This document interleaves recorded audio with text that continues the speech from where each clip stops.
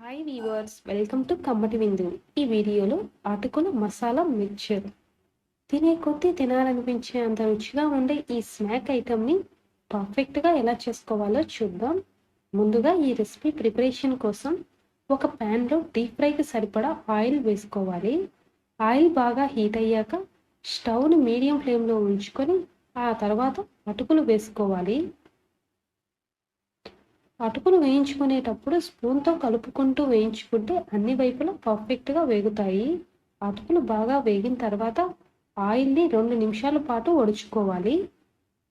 అటుకులు వేగాయో లేదో తెలియాలంటే అటుకుల సైజు మారుతుంది, అలాగే ఇలా కలుపుతున్నప్పుడు సౌండ్ కూడా వస్తుంది. ఇలా వేయించి పెట్టుకున్న 2 కప్పుల అటుకుల్ని ఒక బౌల్లో వేసుకోవాలి. అలాగే 1/2 కప్పు వరకు పల్లీలను కూడా వేసుకొని మీడియం ఫ్లేమ్లో స్టవ్ ఉంచుకొని వేయించుకుంటే మాడిపోకుండా ఉంటాయి. ఇలా వేయించి పెట్టుకున్న పల్లీలను కూడా ముందుగా వేసుకున్న అటుకుల్లో వేసుకోవాలి. అలాగే 1/2 కప్పు వరకు ఇందులోనే 1/2 కప్పు వరకు తెల్లపప్పులు కూడా వేసుకొని వేయించుకోవాలి. అలాగే పచ్చిగా ఉన్నటువంటి కరివేపాకు రెమ్మలు కూడా వేసుకొని వీటన్నిటిని గోల్డెన్ బ్రౌన్ కలర్ వచ్చేంత వరకు వేయించుకోవాలండి. ఇలా వేయించి పెట్టుకున్న తర్వాత ఆయిల్ అంతా ఉడిపేసుకొని ముందుగా వేయించి పెట్టుకున్న అటుకుల్లో వేసుకోవాలి.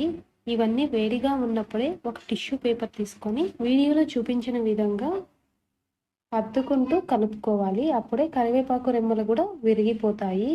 ఇలా పూర్తిగా ఆయిల్ అంతా తుడిచేసుకున్న తర్వాత ఇందులోనే సన్నగా కట్ చేసి పెట్టుకున్న ఒక పెద్ద సైజు టమాటా ముక్కలు వేసుకోవాలి.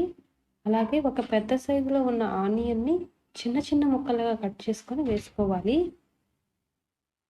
రుచికి తగినంత సాల్ట్ వేసుకోవాలి. 1/2 tablespoon chaat masala, 1/2 tablespoon red chilli powder, 1/2 tablespoon వరకు ధనియా పౌడర్ కూడా వేసుకోవాలి. అలాగే అరదబ్బ నిమ్మరసం కూడా వేసుకొని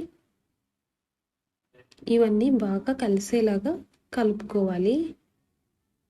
అలాగే కొద్దిగా కొత్తిమీరను కూడా వేసుకొని ఆ తర్వాత సర్వ్ చేసుకుంటే చాలా బాగుంటుందండి. మీరు కూడా తప్పకుండా ట్రై చేయండి. మీకు కూడా నచ్చుతుంది అనుకుంటున్నాను. Thanks for watching. Please subscribe my channel.